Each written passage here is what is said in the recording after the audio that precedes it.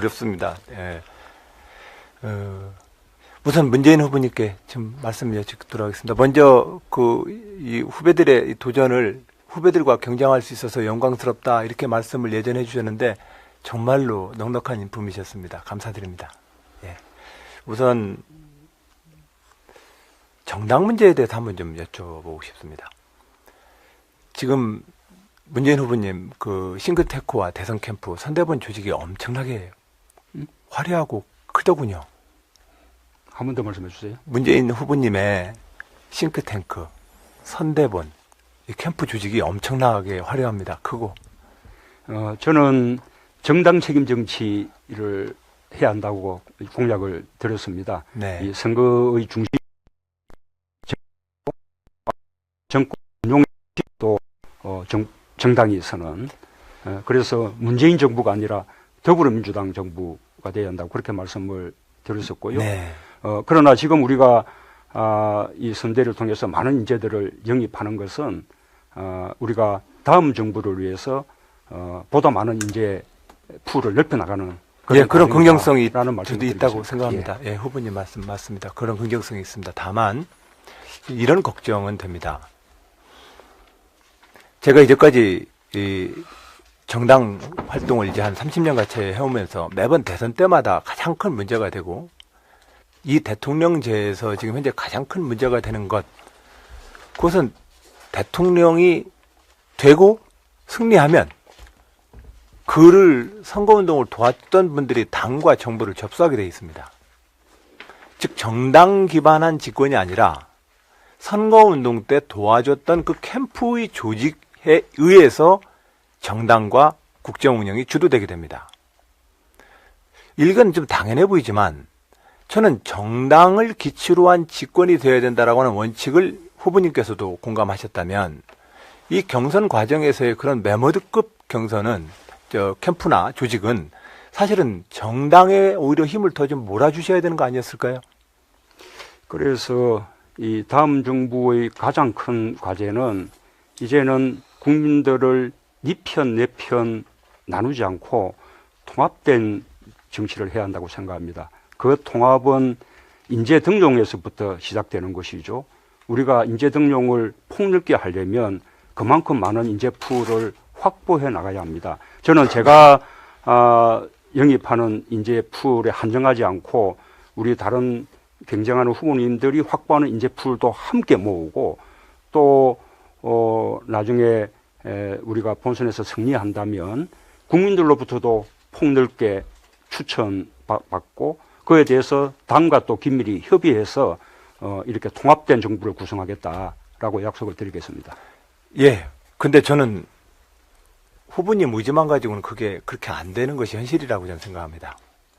이미 저는 이 경선 과정에서 대선 공약집은 당의 이름으로 나와야 된다고 생각합니다.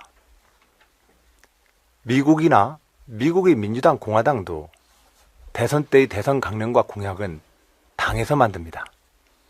지금 제가 그래서 당의 정책연구원과 정책위원회 당이 집권해야 됩니다. 저 안희정의 도전은 민주당의 집권이 될 것입니다. 안희정의 집권이 아니라. 그런 측면에서 저는 정책위원회와 열린정책연구원, 우리 당의 연구원에 좀 더 많이 힘이 좀 실리길 바랬는데 현실의 문제는 그렇게 진행되고 있지 않지 않습니까?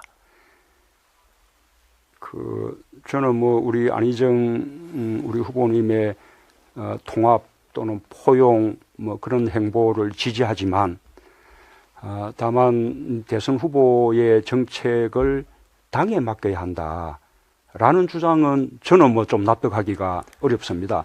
물론 이제 당이 이 정책연구소가 충분히 이렇게 발전해서 그런 역량을 가지고 있다면 그 가능한 이야기겠는데 현실은 그렇지 못합니다. 오히려 이 대선 시기에 후보들이 활발하게 정책을 개발하고 또 그 정책들을 서로 또 토론하고 그것을 공약하고 또 국민적으로 지지받음으로써 당의 정책 지평이 그만큼 넓어지고 높아지는 거 아니겠습니까? 그런 노력들을 후보들이 함께하는 것이 너무 당연하다고 생각합니다. 저는 정책 개발을 당에 맡기는 것은 조금 뭔가 조금 좀 무책임한 거 아니냐 그런 비판을 좀 하고 싶습니다. 네. 저는 이번 경선은 후보 중에 어떤 분이 후보가 되어서 그분을 지지했던 세력이 당을 접수하고 다음번 정부를 꾸리는 이 낡은 풍경으로부터 좀 벗어나길 저는 바랍니다. 제가 이제까지 봐왔던 87년 60항쟁 이후의 모든 여야의 대선은 후보 간의 경쟁을 하고 그 후보를 지지했던 분들이 당의 후보가 되면 당을 접수하고 그래서 청와대와 내각을 구성합니다. 근데 그 방식은 지난번에도 보지 않으셨습니까? 2, 3년 대통령 인기 떨어지면 당에서부터 이미 빈총 날라옵니다. 그러면서 실질적으로 그 정권은 그를 선거운동을 도왔던 사람들의 정권으로 끝나버립니다. 저는 그것을 좀 극복하기 위한 지금의 어떤 노력이 필요하다고 생각을 해서 드렸던 말씀입니다. 제가 이 정책공간 국민성장을 만들 때 원래 처음에 제 꿈은 그것을 우리 후보들 모두의 공동정책 풀로 만들어서 누구나 그 정책을 이용할 수 있게끔 하는 것이었습니다.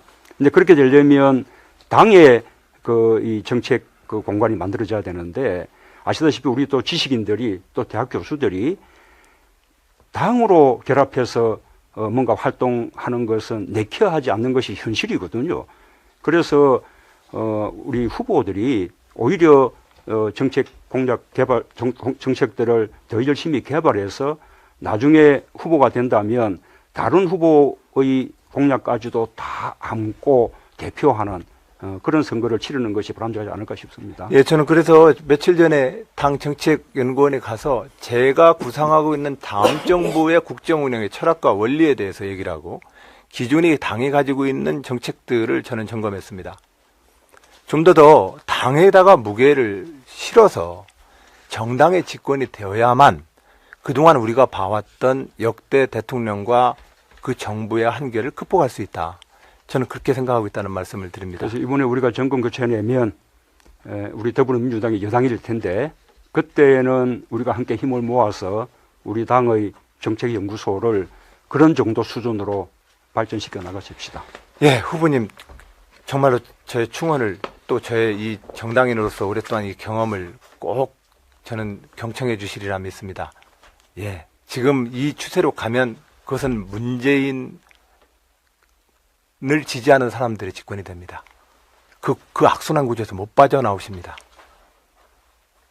그건 제가 정말로 진심으로 말씀 올립니다.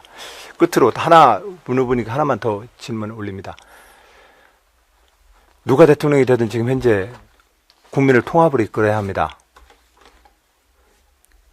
탄핵 이후에 또 다음 정부는 기본적으로 우리는 국민을 통합으로 이끌고 현재 구성되어 있는 의회의 이 다당 체제 내에서 국민이 요구하고 있는 개혁의 과제들을 실천해내야 합니다. 그런 점에서 저는 현행 헌법 내에서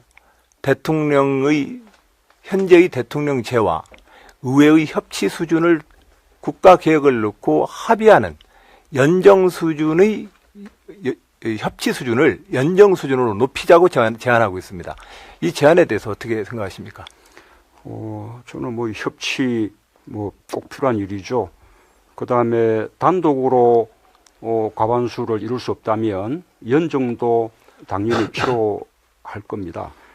그런데 지금 우리 안희정 후보가 이 차원을 넘어서서 대연정, 자유한국당까지 함께하는 대연정을 말씀하시는 것은 저로서는 참으로 납득하기 어렵습니다. 제 말씀을 앞뒤를 다 듣고 나서도 여전히 납득이 안 되시던가요?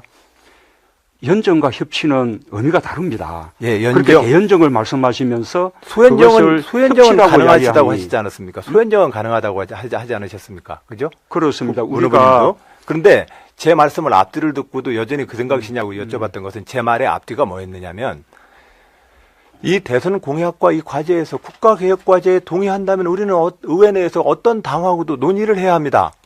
그 구조 내에서 우리는 국가개혁 과제에 동의한다면 그 누구와도 우리는 연정을 꾸릴 수 있어야 되는 건 아닙니까? 대화하고 예를 들면 이 말씀을 드렸습니다. 예. 대화하고 타협하는 것과 네. 연립 정부를 만드는 것은 다른 것이죠. 제가 앞에는 국가개혁과제에 동의한다면이라고 하는 것을 전제를 늘 달아서 얘기하고 있습니다. 우선은 예. 대연정은 일반적인 형태가 아니죠. 지금 독일에서 이제 하고 있는데 네. 독일도 처음부터 대연정 했던 것은 아니고 소연정으로 가능했을 때 예를 들면 뭐 녹색당과 삼민당의 연정 또는 또 기사당과 김민당의 연정 이렇게 소연정으로 가능했을 때는 소연정을 했고요. 소연정으로 다수파를 이룰 수 없을 때 비로소 대연정을 한 것이거든요.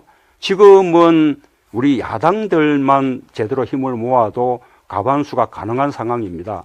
그렇다면 예. 지금은 우선 소연정을 먼저 말할 때지요. 뿐만 아니라 지금 자유한국당이 지금 어떤 정당입니까? 지금도 탄핵을 반대하고 특검 연장을 반대하고 정말로 이렇게 국정을 농단하면서 적폐를 만들어왔던 그런 정당인데 지금 아직도 아무런 반성이 없는 그런 상황이거든요. 뭐 물론 자유한국당도 나중에는 언젠가는 이런 과거를 반성하면서 새로운 대한민국 건설에 함께 할 수 있게 되면 그러면 좋겠습니다. 바른정당은 그러나 가능하십니까? 지금은 바른정당은 되지 않겠습니까? 가능하십니까? 저는 바른정당도 자유한국당과 본질적으로 다르다라는 징표를 아직 찾지 못하겠습니다. 예, 저는, 바로 그 점이 저는 그 아직도 맞아 포장만 좀 다르게 한 것뿐이다라고 생각을 예, 합니다. 그 점이 이제 문 후보님하고 저하고 지금 견해 차이가 있습니다. 대통합을 얘기하십니다. 그리고 우리가 현재 승복해야 되는 것들은 누가 반성했는지를 뭘로 점검하실랍니까? 현재 우리가 승복할 수 있는 것은 국민이 선거로 구성되어지는 의회와 헌법적 질서에 우리는 승복하는 것이지 그걸로 단결하는 거고 통합을 하는 것이지 어떻게 그것을 가능하게 했습니까? 저는 예. 우리 안 후보님이 예. 너무 이게 통합, 포용 여기에 좀 꽂혀 계시다 생각해요. 그렇게 그래서 보이십니까? 예, 협치 예. 필요하고 대화 타협 필요하고 다 좋습니다. 뭐 대통령이 권한을 독점하지 않고 야당과 폭넓게 대화해야죠. 그러나 그분이 어떻게 말씀드린- 지금 현재 이 상태에서 네. 적폐 대상과 지금 연정하겠다라고 가능하겠습니까? 예, 알겠습니다. 문 후보님에 대한